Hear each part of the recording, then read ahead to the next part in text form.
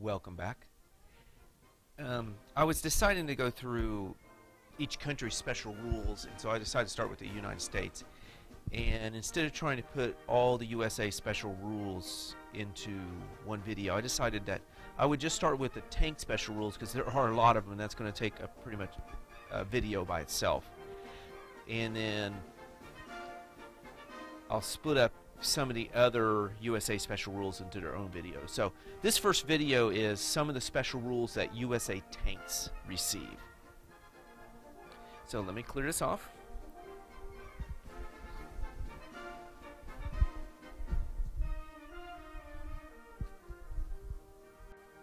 Alright, the first special rule I want to go over, and I'll just bring my Easy 8 out for that because they do have it. Most Shermans have it. That is called stabilizers. And how you tell if your tank has stabilizers is, of course, you go to your arsenal, and if you look at the line for the main gun, stabilizer. So this M4A1 Sherman, main gun, stabilizer. All these Shermans have stabilizers, but let's go down to tank destroyers. We'll look at their main line.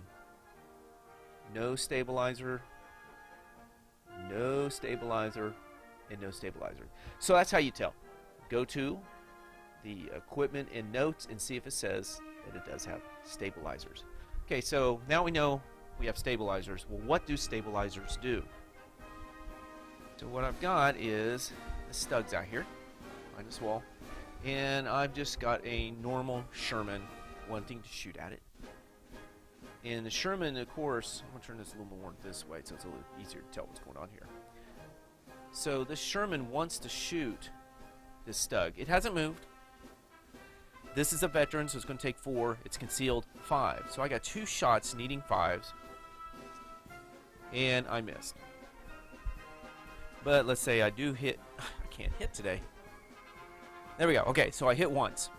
Well, that's going against the front armor. That's great. What I could do, though, is I can swing around and try to hit the side, which is, this is 7. This is 3 versus my 10, so that's great. But I'm down to 1 die. But I only needed a 4, and I missed.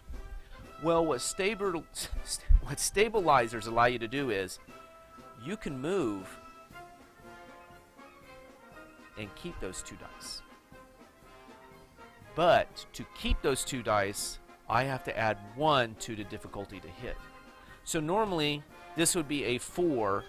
Let's say normally I move here. That would be a 4 to hit because he's veteran, nothing in the way. I get 1 die.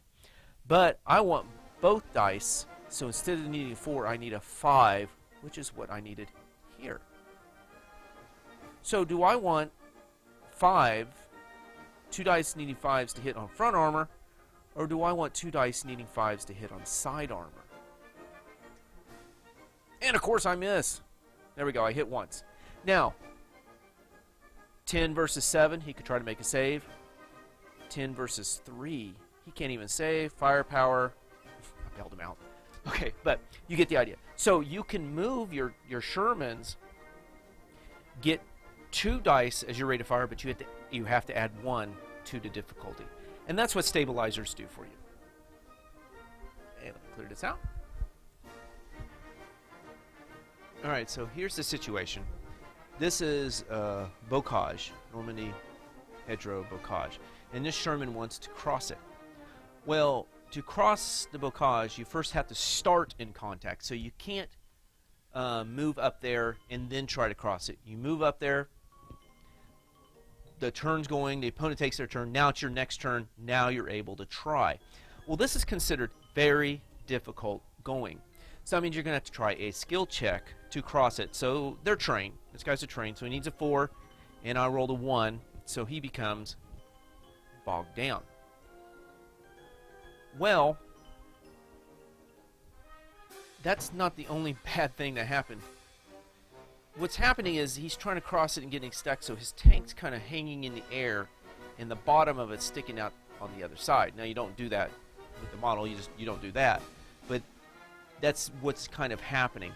So if the enemy is shooting at this tank that's bogged down on this Bocage, any shots, including from the front, hit side armor. So it doesn't matter if this stug's over here, it's going to hit side armor. Here, it's going to hit side armor. So that doesn't sound very much fun, especially when you need a 4 to get across. So then you become, oh, unbogged, I'm going to try again. Oh, it made it that time, but what if I failed again? Bogged down again. So what Americans come up with is what's called Hedgerow Cutters. And I'm going to show you a picture from the book of kind of what the hedgerow cutters look like. And so these were barricades that Germany put out on Normandy, on the beaches, and American just took them apart and welded them on the front. And what this does is it just rips up the roots on the hedgerows so they can go through. So when you get your tanks, your Sherman tanks, you're going to find something like this little piece, and this is what that represents. And that just kind of glues onto the bottom there, and that becomes your hedgerow cutters. Now, I didn't put that on mine, but that's what it's for. Now, what do hedgerow cutters do for you? Well, before, it was a skill check to get across. And if you're trained, it's a 4, if you're a veteran 3, and if you're a conscript 5, so 3, 4, 5. What hedgerow cutters do is it changes it to a normal bogging check. Don't roll a 1. 4. Safe. 5. I can't roll. Oop, don't want that yet. So 2. Normally, I would have been bogged down on these hedgerows. But I have those hedgerow cutters on my tanks. A roll of a 2, I'm fine. I can go on across. Now, let's say I do roll that 1, and it bogs me down. Well, before, when you got bogged down on the hedgerow, you were belly up, which means they're going to hit your side armor. But with hedgerow cutters, this stug is going to hit my front armor. Now, if it's on this side, of course, it's going to hit side. But I'm no longer being vulnerable up like this. I'm kind of stuck trying to get my way through those roots. So that's really the nice bonus you get with hedgerow cutters is it makes it easier to cross. And if you do bog down, it depends upon, it's just normal. Do you allocate the front or is it on the side? Front, side, as usual. Now there is one other rule with these I need to go over. So what we got is we got this platoon of Shermans here wanting to cross this bocage, and this one's got the hedgerow cutters. So it's going to try to cross, and got a 4. It's successful. Boom! It goes across. It did not become bogged down. Now, all these other teams can now try to cross this bocage following the one that's got the hedgerow cutters. Now, you would normally think, oh, that's going to be a skill test. No, since this was successful, it's a normal bogging check for them. Now, it does not specifically state in the rule that they have to go through where this one went through. So I'm not sure, I'm not totally clear on that. But for them to cross, now it's just a normal bogging check. Successful. Oh, failed. Became bogged down. Successful. And, oh, see, it would have failed otherwise. Successful. So all those made it across except for this one. Now, this one does not have hedgerow cutters, so it is belly up. So any shots on it from the front is considered side. So that's a nice little addition there with the hedgerow cutters. Now, how do you get hedgerow cutters? Well, when you're looking at purchasing your tanks for your unit, so I'm going to go to this platoon here, and if you look, it says fill up to half the platoon's tanks with hedgerow cutters for plus 5 points for the platoon. So here's the platoon. Now, do I want 3, 4, or 5 Shermans? And then depending on how many I buy, I can do half of those with those hedgerow cutters for 5 points for the whole platoon. So whether it's 1 tank or 2 tanks, that's the most I can do, it's going to be 5 points. So that's how you find out whether or not you can get hedgerow cutters, is it'll tell you in the options. I don't think any of them come with it. Alright, let me get set up for the next thing. Alright, this Sherman here is a M4A1. And when it moves across open terrain or roads or anything like that, that's not going to slow down. It can go 12 inches. But there are certain tanks that get a special rule called Detroit's Finest. So like my EZA here has Detroit's Finest. And what Detroit's Finest does is, this can go 12 inches. Detroit's Finest allows you to go 14.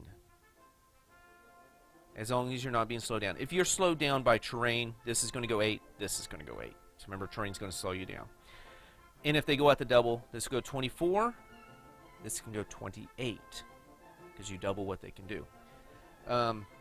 So that's really all that the Detroit's Finest does.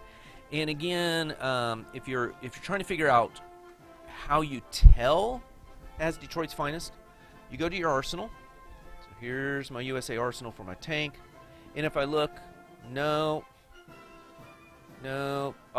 Detroit's Finest is right there, and that's the M4A3 Sherman.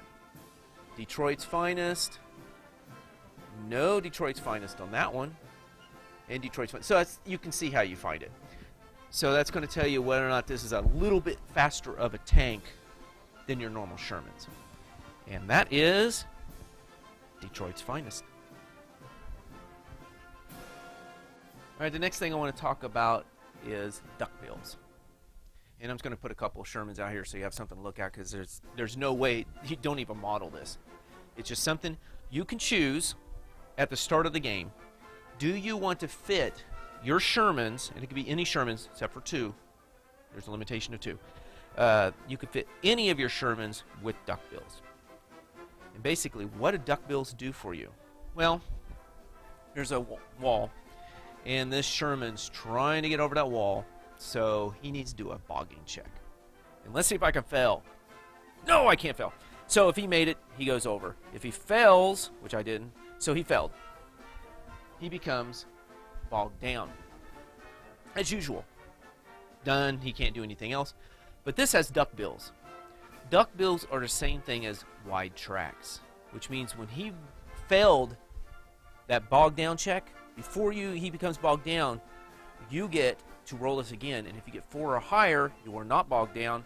5, not bogged down, he gets to go across. If I rolled less than 4, which I didn't there, 2, you do become bogged down. So duckbills basically it's like a safety factor. It allows you a re-roll, in a way, a re-roll to not become bogged, and it's a 4+. So you failed the bog check, boom. Oh, wait, it's got duckbills. Re-roll, nope, still bogged down. Let's try it again. I fail. I'm going to get that re-roll. 6, successful. I'm going on. Now, there is one penalty for putting duckbills on there. This no longer moves 12 inches in open territory. It moves 8. It becomes a slow tank now. So you do get, if there's a lot of terrain, you know there's going to be a lot of terrain out there, it might be worth it just because you're going to be slowed down anyway.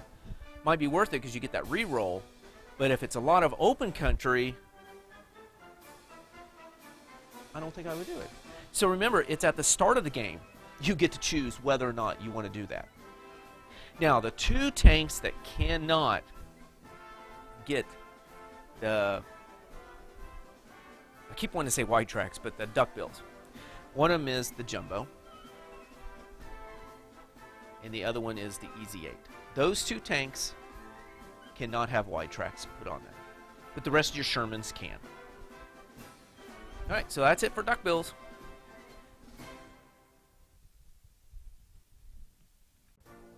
The next one I want to talk about is Jumbos lead the way. And as you can probably figure, it has to do something with the Jumbo Sherman. So to demonstrate what the Jumbos do, the Jumbo has like 12 front armor, 8 side, 2 top. It does have the regular anti-tank 10 gun, but there is another new Sherman that came out that has an anti-tank 13 gun, a 76mm gun. And I don't have that one. It's a much longer barrel. So just remember, it has 12, 8, 2. So 12 front, 8 side, and 2 top. So I bought it, and it's part of this platoon. And so what I'm going to do is I'm going to separate those out from this. But this is all one platoon. But this is so you can see the jumbo a little easier. And, you know, you wouldn't, of course, do this way. But this is just for demonstration. And I may have to move these back just a tiny bit. So these stugs have pulled up. And they're wanting to shoot this platoon of Shermans. And since they moved, they each get 1 die. Well, these guys are veterans. There's nothing in the way or anything like that. So, you know, the stugs need 4s. So they roll. We got a 3, a 4, and a 2. So 1 hit. Well, you go, okay, lowest armor. They're all within 16 lowest armor. So there. Because this has 12, and this only has 6 front. No. I get to allocate it to the jumbo, even though it has 12 armor. And this is anti-tank 11. It's just going to bounce. Boom, don't even have to roll. The platoon is saved. What's going on here is the enemy had trouble telling this jumbo Sherman from just regular Shermans. So this one would be out front, and they would keep trying to shoot this one down, but it's got so heavily armored that couldn't do anything to it. So that's the idea behind that. Now, that sounds all great and all that, but there are a few stipulations on this. It's the normal, you have to do the normal allocation. So, in this example, we're going to say this is the platoon. This one's within 16. And this one, this jumbo's beyond 16 inches. And they hit once. I cannot go, haha, I'm going to put it on the jumbo. No. We still have to follow the normal allocation rules of those within 16 before those out of 16.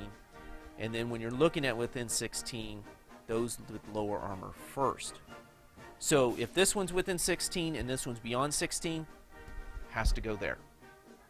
If they're both within 16 and we get to lower armor first, I then can't allocate it to that one. Now we're going to run into a new situation.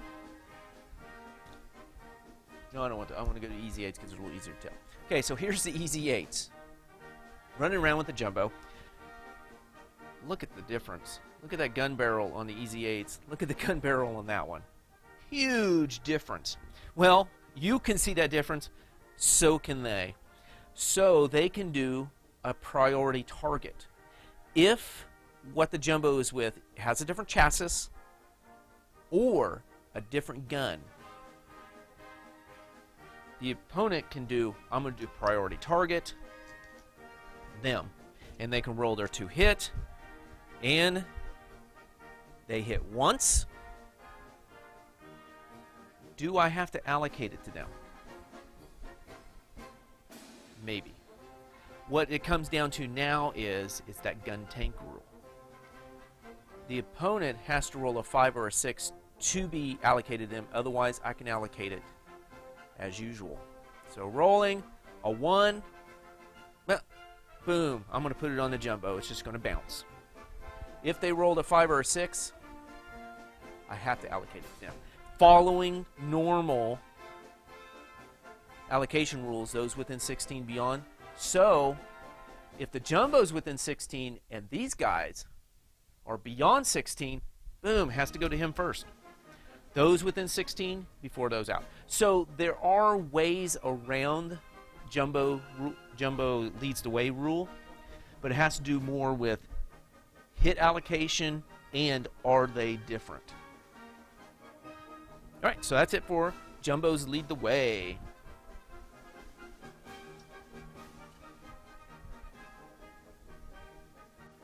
All right, here's the situation. It's America's turn. It's their shooting step. These Germans here are dug in and gone to ground, and they're veterans. So I'm going to need 6s to hit them. And we're going to pretend that they have breakthrough guns, which means if they hit them, they don't get any save. And I just do a firepower test to kill them if I hit them.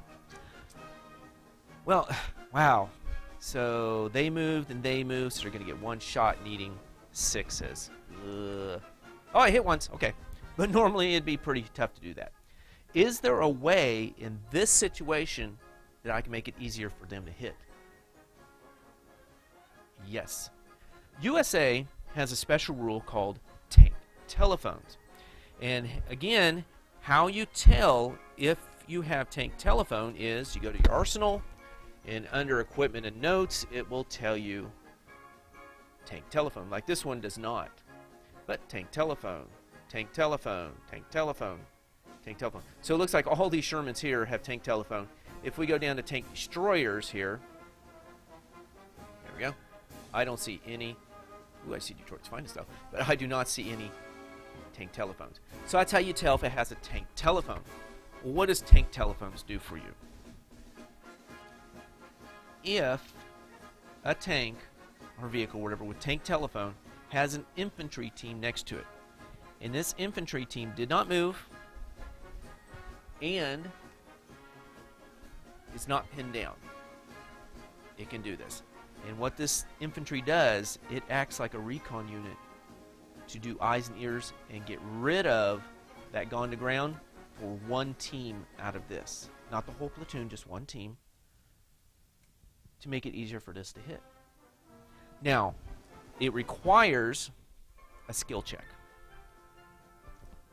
So this is trained, so it needs a 4 and 4. That means I pulled the gone to ground from this one. So instead of needing 6s to hit, now I need 5s. And if I do machine guns, of course they will get their save, but I may be able to hit more needing 5s than 6s. Now, this tank over here doesn't benefit from it. This infantry is only working with this tank, not the whole platoon. So for this tank to have tank telephone, one of these infantries, an infantry team is going to have to be next to it, does a skill check, and a 1. That means, nope, not successful. You couldn't pull the gone to ground. So that's what tank telephone does for you. It kind of gives you a little extra recon, but there is those limitations. Could not have moved, could not be pinned. And also, since it's doing the recon bit, it has to be within 16. So, there we go. So it's the exact same rules as what recon does for eyes and ears, so look that up, and I did a video over it. But this can do it for pulling it up for one team out of here, not the whole platoon, but shots will be allocated across as usual. So that is tank telephones. I have one more thing to talk about.